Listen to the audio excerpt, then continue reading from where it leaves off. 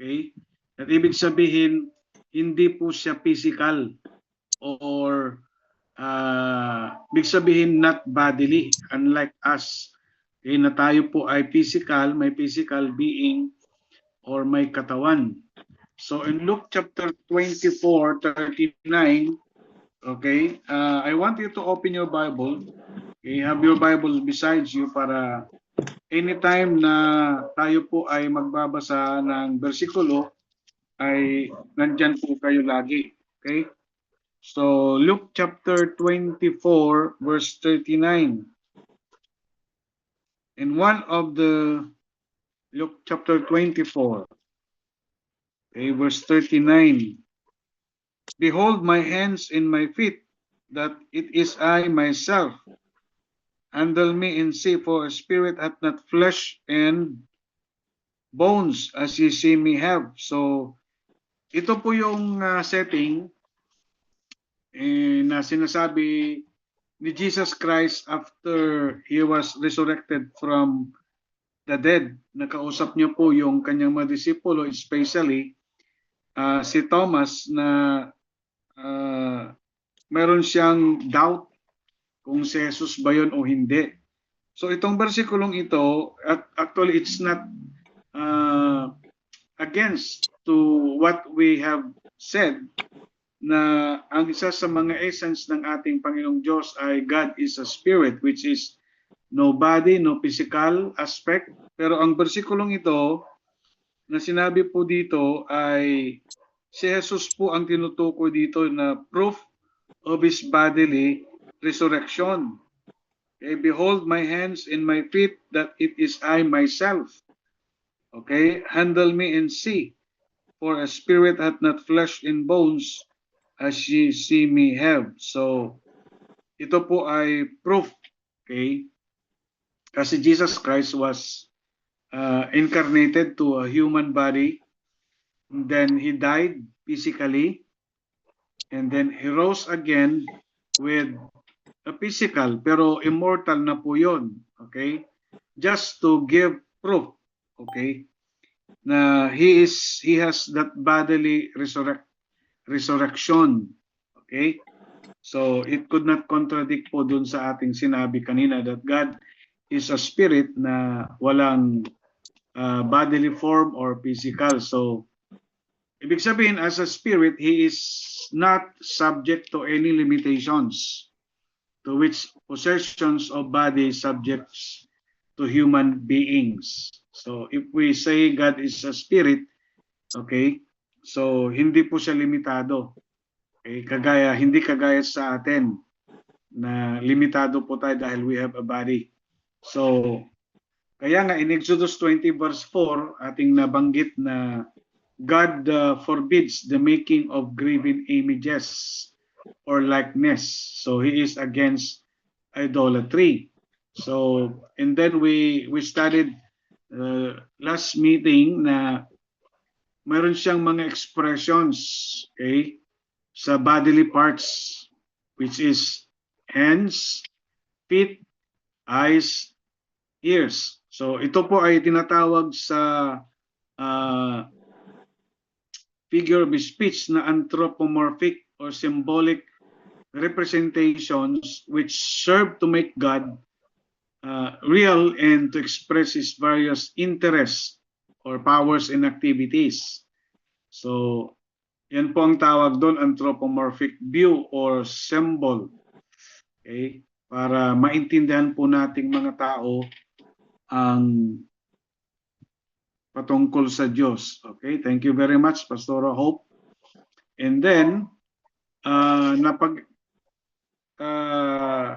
aralan din po natin that He is invisible. Okay? Next slide po. He is invisible. And there are a lot of verses na makita po natin dyan.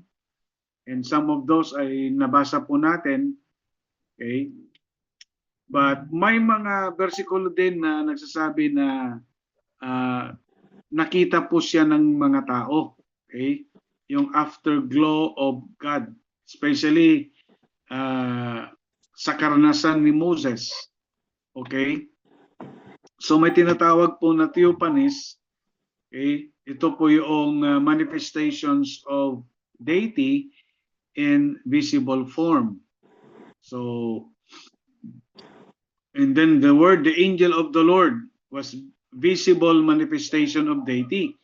So sa Genesis chapter 16, verses 7 to 14, and then chapter 18, verses 13 to 33, itong mga versikulong ito, ay binabanggit na in the angel of the Lord, okay, ay nakita ng mga uh, prophets, ng mga Old Testament personalities. So, yan po ay manifestation, visible manifestation of the deity kasi ang ating Panginoong Diyos ay nais niyang ipadama, okay, sa atin, sa mga tao during that time na siya po ay uh, maaabot at pwede niyang ihayag ang kanyang sarili doon sa bagay na maintindihan po natin. Okay, so maraming beses nabanggit po dyan sa mga versikulong yan and other verses in the Old Testament na nabanggit po yung the angel of the Lord. So the angel of the Lord, ang tinutukoy po dyan, of course, ang ating Diyos. Okay? And then, He is alive. Okay? He is alive. Kaya nga tinawag po siya na in Joshua 3:10 na living God. Okay? In Joshua 3:10, tinawag po siya na Joshua chapter 3 verse 10. Okay? Ano pong sinabi dito sa Joshua 3:10?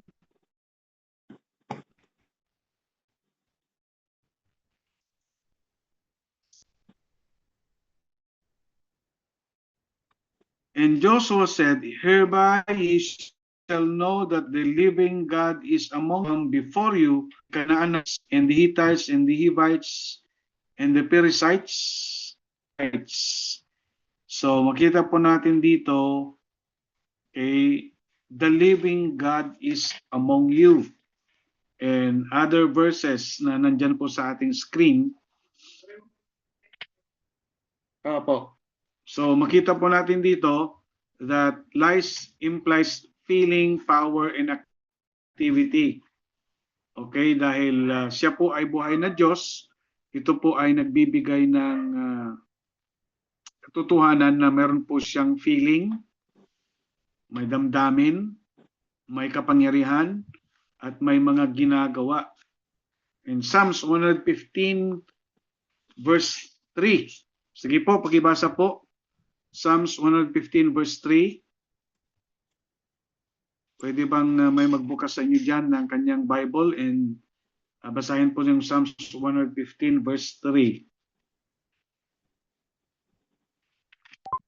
Ako po, Pastor. Sige po. So Sandy. Awit 115 verse 3. Ang Diyos namin nasa langit, naroroon ang Diyos namin at ang kanyang ginagawa ay kung ano ang ibigin. Okay, kung ano ang kanyang ginagawa ay ang kanyang ibigin. So makita po natin diyan na it speaks of a living God. He is alive. Okay, may ginagawa. So life implies, okay, feeling, power, and activity. He is also the source and support of all life, plants, animals, human, spiritual, and eternal. So basa po natin sa mga bersikulong yan. So the living God is often contrasted with dead idols. Okay, so He is a person. So napag-aralan po natin, He is a person. The very idea of spirit implies personality. So in God, there is personality without corporeity. Okay, ibig sabihin, kahit wala pong body. So, kita po natin dyan, the essence of personality is self-consciousness and self-determination. Ito po yung nag-uugnay sa katotohanan na siya po ay isang persona. Hindi lamang power, unlike sabi ng mga ibang mga religious group na siya po ay isang power lang or isang symbol lang. Okay, pero meron po siyang personalidad. Kasi nga, meron siyang consciousness and self-determination. So, God possesses intellect,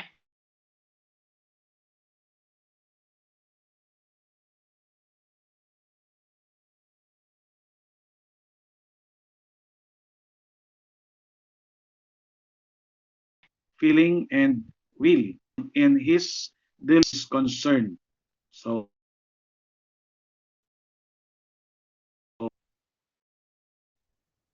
okay.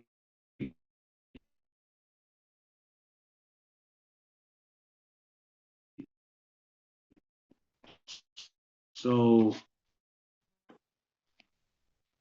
self-consciousness and self-determination. Tingnan po natin ang mga chapter 3 verse 14. Okay? Exodus chapter 3 verse 14, Isaiah 4:5,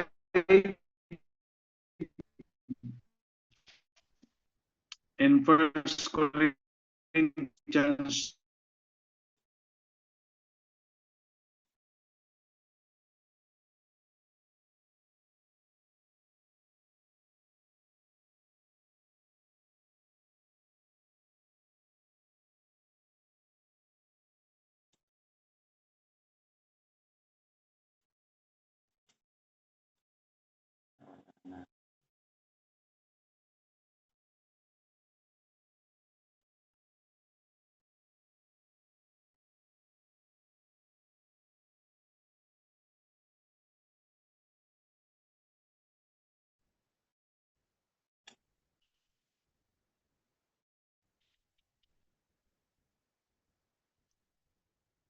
Okay, I'm sorry, nawawala. Connecting. Okay, let's go back. Okay, thank you very much. Next slide po. Pasensya na po, talagang minsan humihina po yung ating internet signal. Okay, Exodus chapter 3 verse 14. Andyan po sa inyong screen. Next slide po, Pastor Hope. Exodus 3:14, Isaiah 4:5.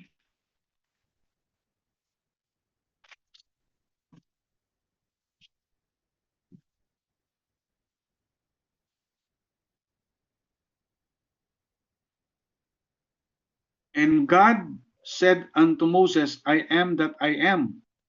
And he said, Thus shalt thou say unto the children of Israel, I am hath sent me unto you. Okay? So yung sinabi niyang I am that I am. Okay. So nagpapahayag po na meron po siyang self-consciousness. Alam niya ang kanyang sarili. Okay? Next slide, Pastor Hope, please.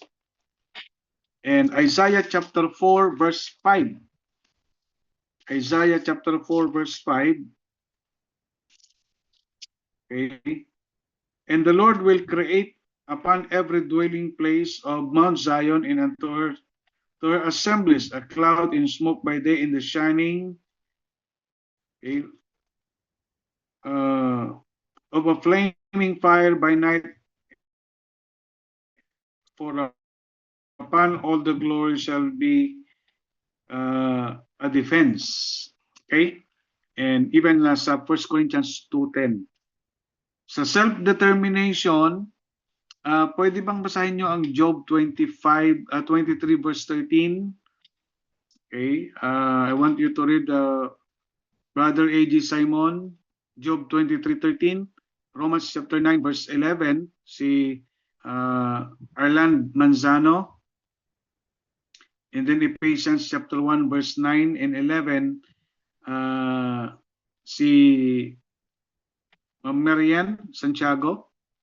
Sige po. And then Hebrews 6:17, si Ma'am Mary Jane Bondok. Sige po, basahin po natin ang mga bersikulong ito. Amen po. Basahin ko po yung Job 23:13.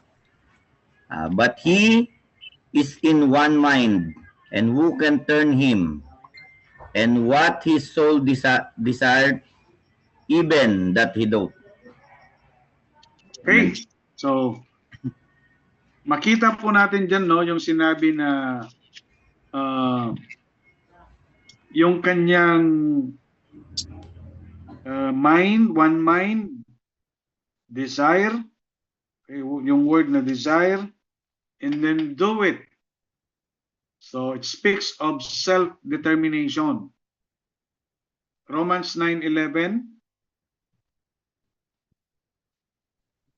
Romans 9:11 po. For the children not yet being born, nor having done any good or evil, that the purpose of God according to election might stand, not of works, but of him who calls. Okay. Yung pong word doon na nabanggit. Okay. Yung purpose, yung works, okay, ay nagsasaad dito na meron po siyang sariling determinasyon. Okay? And then Ephesians 1:9 and 11.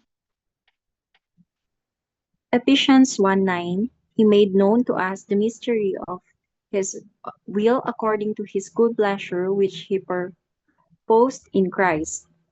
And 11, in him we were also chosen, having been predestined according to the plan of him who works out everything in conformity with the purpose of his will.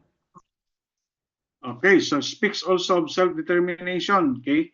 Yung kanyang mga plinano at ginawa at patuloy na mga plano at ginagawa po sa ating mga buhay bilang kanyang mga nilikha at hinango mula sa kapangyarihan ng kasalanan. Kasi ang Ephesians ay isa sa mga pinapakita dito yung ating buhay nung tayo po ay patay pa sa kasalanan, and then nung tayo po ay niligtas ng Diyos, nung tayo po ay kanyang pinili, nung tayo po ay kanyang dinala doon sa kanyang good pleasure or kalooban na siyang magbibigay ng kaluwalhatian sa kanyang pangalan at para sa kanyang sarili. Okay? So, God made known to us His will. Okay? At ito nga po yung kanyang kalooban sa atin na in the fullness of time ay naranasan po natin at ang nais ng Diyos sa buhay natin ay yung kanyang kalooban. Okay? Of course, in the first place, in the book of Ephesians ay yung kanyang maranasan natin ang kanyang pag-ibig at kapangyarihan na siyang bumuhay sa atin mula sa kapangyarihan ng kasalanan. Okay? So Hebrews 6:17.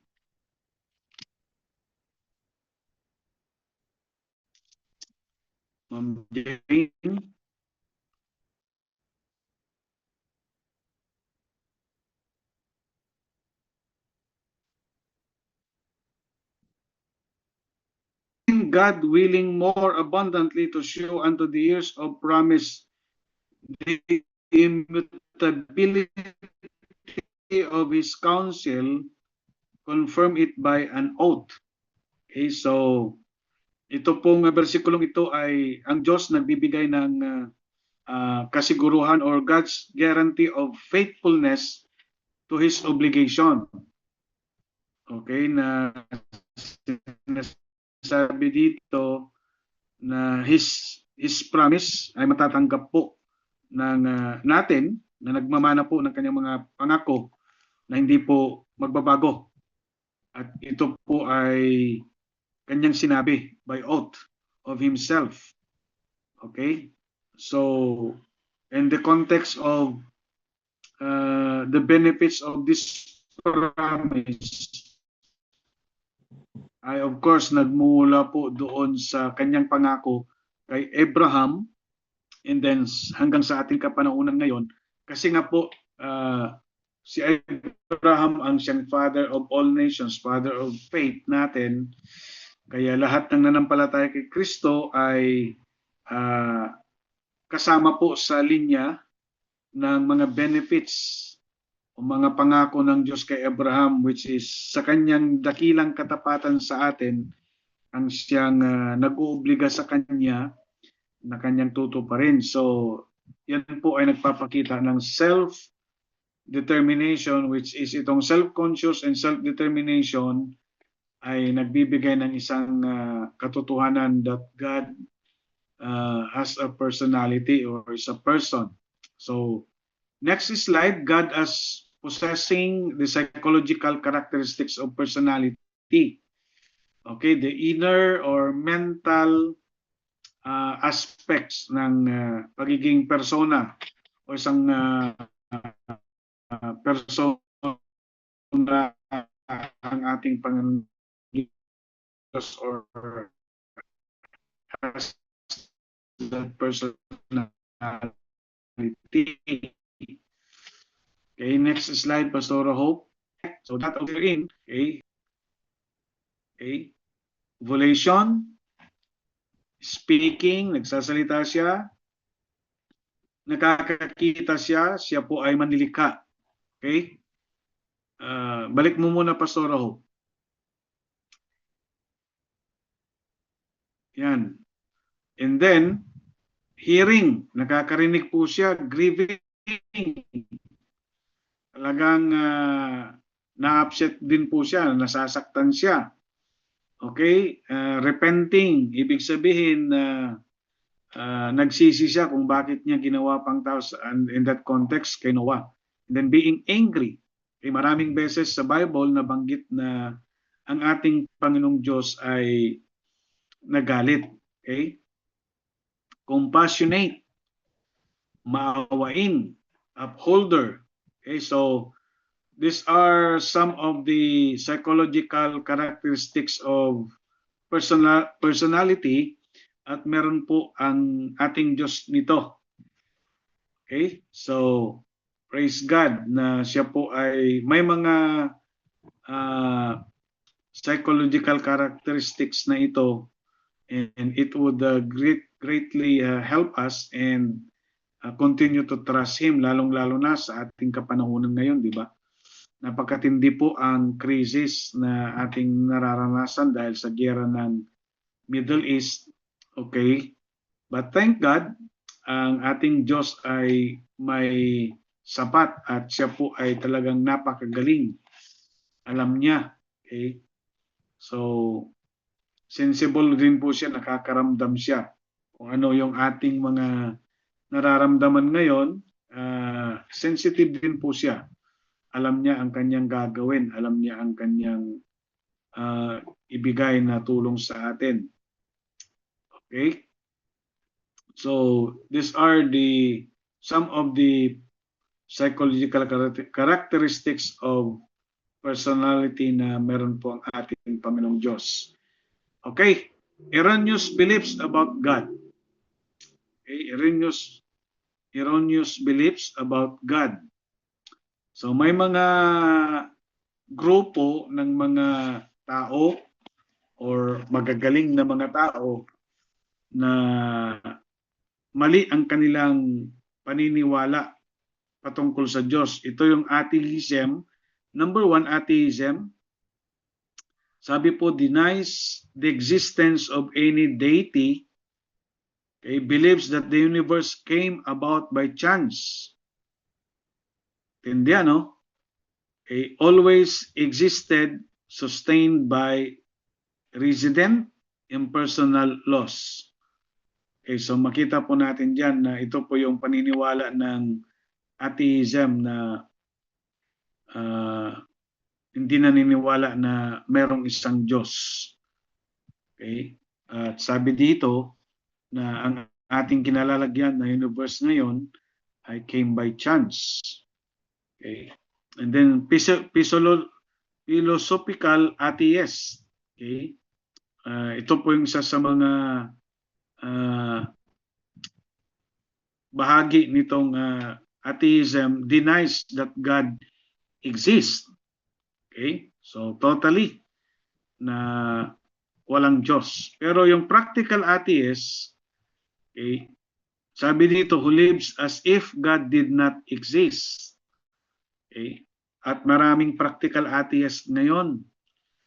At mas marami itong practical atheist kaysa philosophical atheist. Okay? Sa ating paligid lang, sa ating mga kanya-kanyang lugar natin ngayon.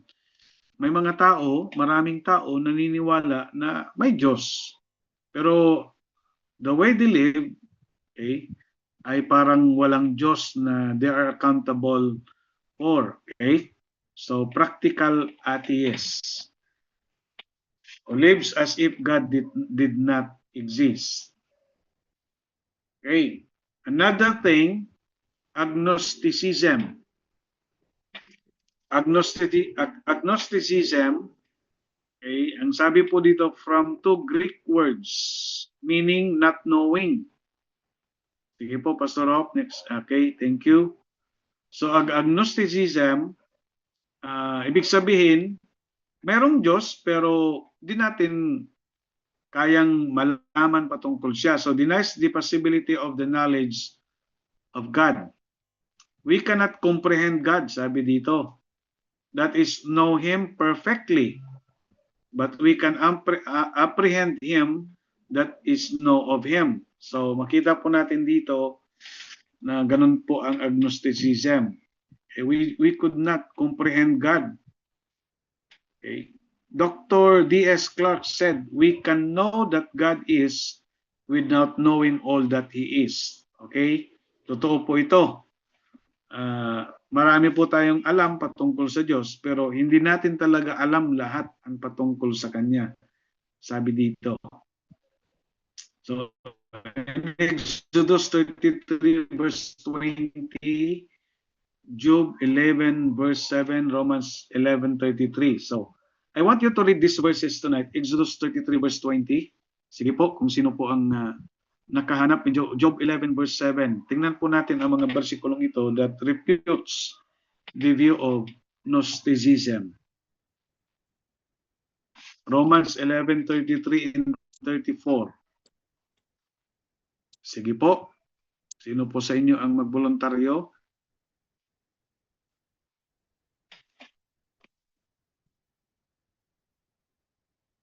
Kasi minsan, sa ating paligid, unconsciously, may mga tao po tayong nakakausap, lalong-lalo na kung meron silang mabigat na problema sa buhay. And I encountered people like them na pag may problema ng buhay, wala yata ang Panginoon. Hindi yata totoo ang Panginoon. Kung talagang mayroong Diyos o totoo ang Panginoon, bakit? Okay? Hindi niya alam na ganito ang maging sitwasyon. Okay? So, unconsciously, may mga ganong tao sa ating paligid. So, let's read these verses na siyang mag-refute po sa kanilang mga nasa isip na ganon. Sige po.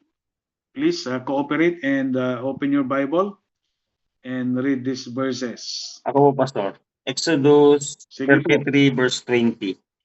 Ngunit hindi mo maaaring makita ang aking mukha, sapagkat tiyak na mamamatay ang sino mang makakita niyon. Okay?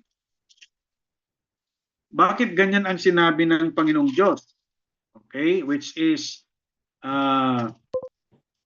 Ito po yung ginagamit ng agnosticism na bersikulo. So let us look at this verse 20 para alam po natin i-refute. And he said, "Thou canst not see my face, for there shall no man see me and live." Okay? So, ano po ang palagay ninyo? Bakit niya sinabi ito? Okay?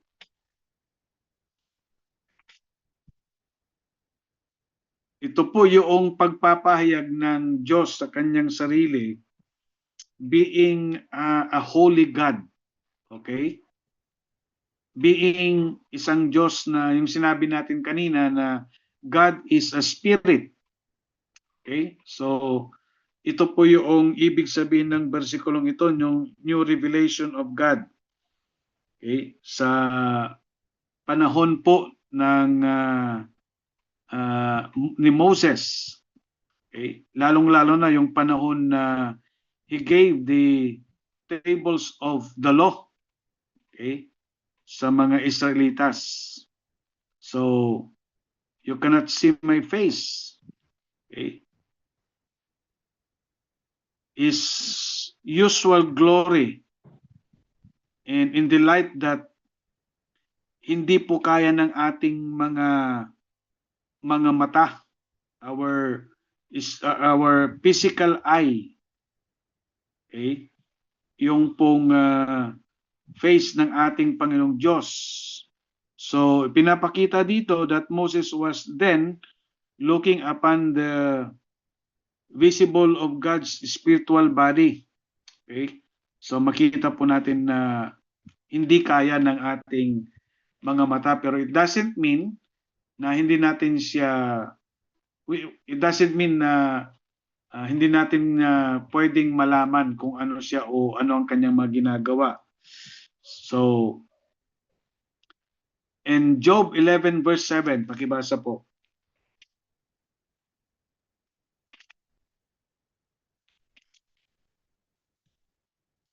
Sige po, Job 11 verse 7. Job 11 verse 7. X7 po. Opo, 11. 11 verse 7. Job 11 verse 7. Masusukat mo Opo. ba pangyarihan ng Diyos? Kanyang kadakilaan, iyo bang maaabot? Amen. Okay.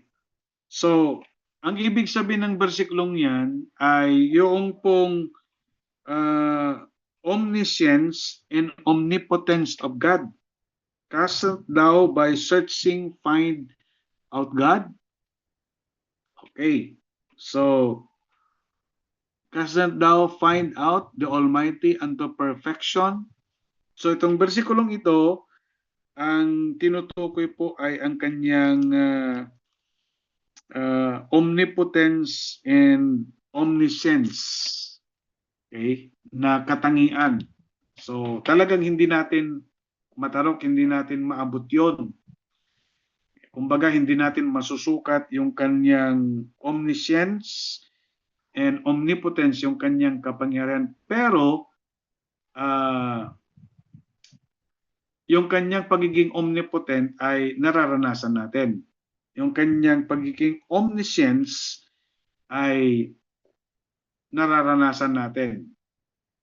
Okay, there are a lot of our experiences and needs that God knows, and of course God provided everything dahil alam nga niya yung ating sitwasyon. Pero kung sukatin natin sa ating sariling isip at kakayanan ay talagang hindi kaya. Okay, yun po ang ibig sabihin niyan. And other verses at ganun din po ang kanyang mga tinutukoy doon. Okay? So I hope na unawaan po ninyo ang ibig sabihin ng agnosticism. So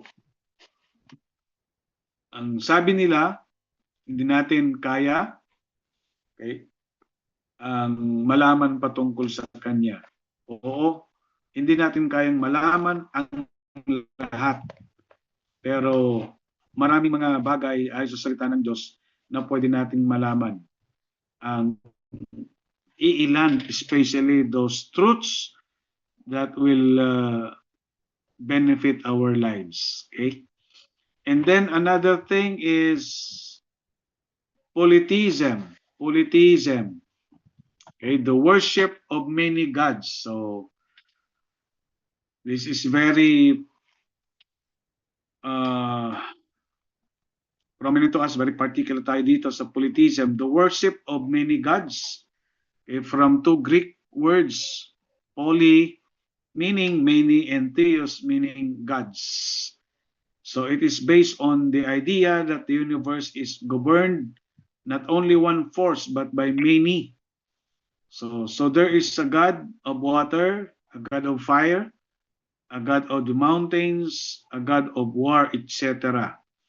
Diba?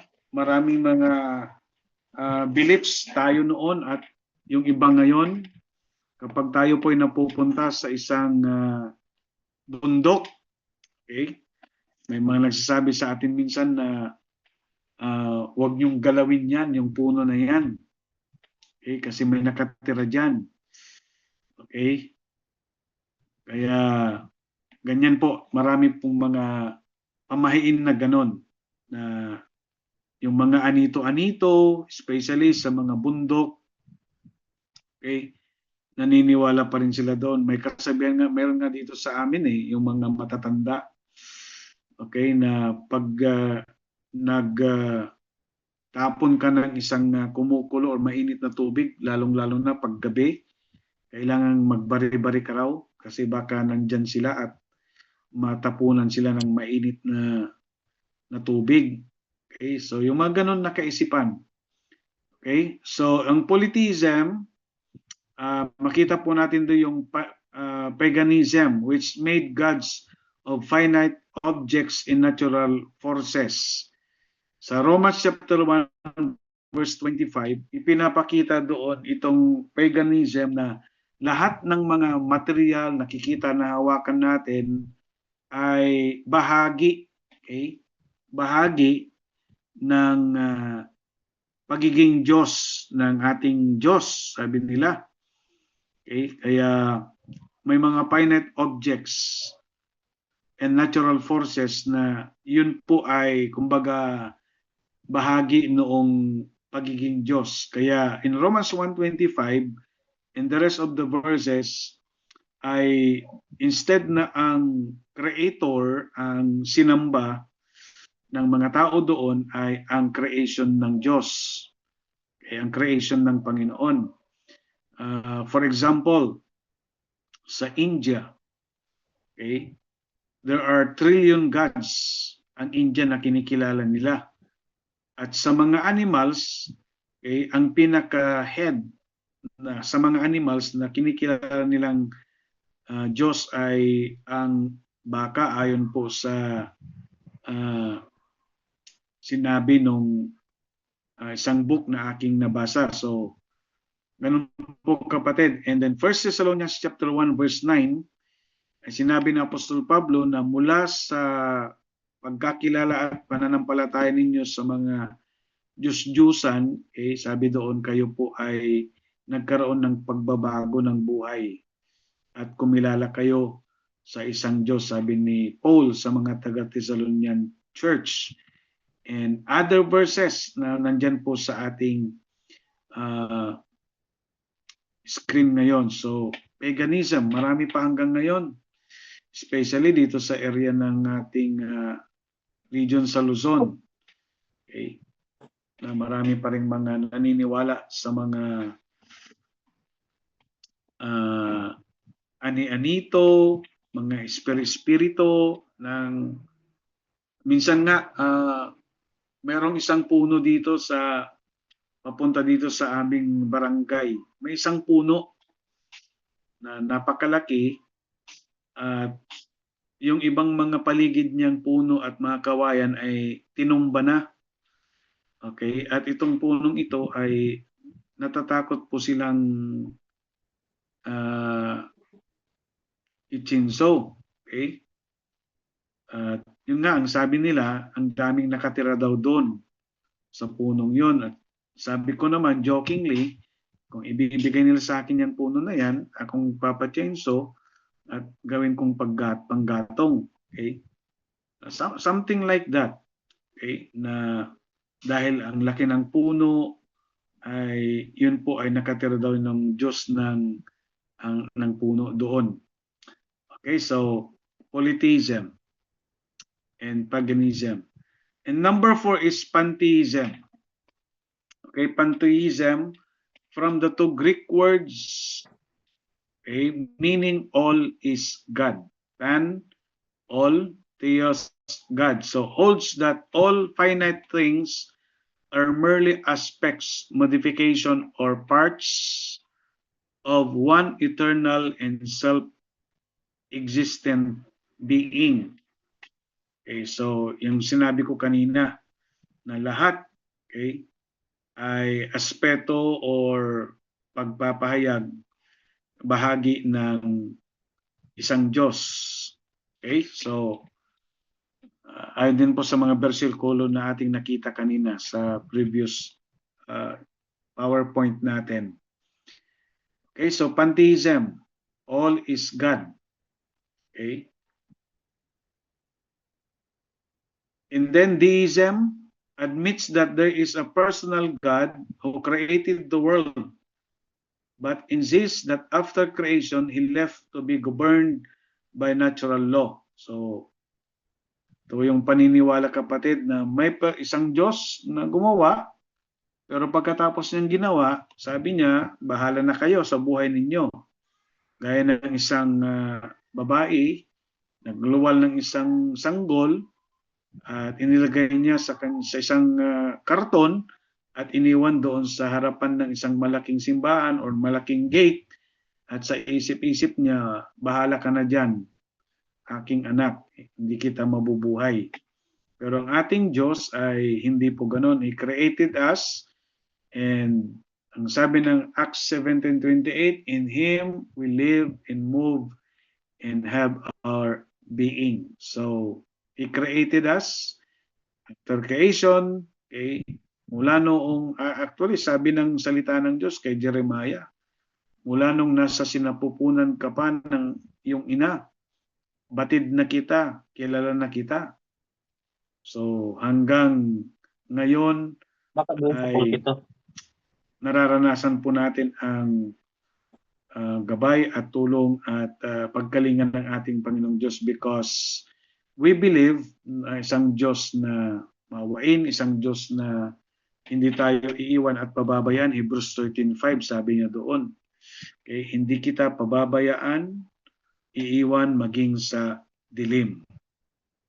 Okay, so thank God na ang ating kilalang Diyos ay hindi po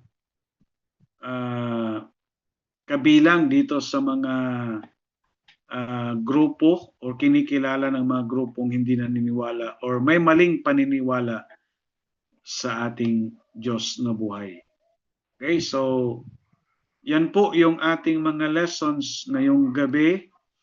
And as what I've said a while ago, 1 hour lang po tayo ngayon dahil nga mayroon kaming emergency na pag-usapan kanila lang this whole day na dumating po sa akin yung pong isang issue ng isang church kay na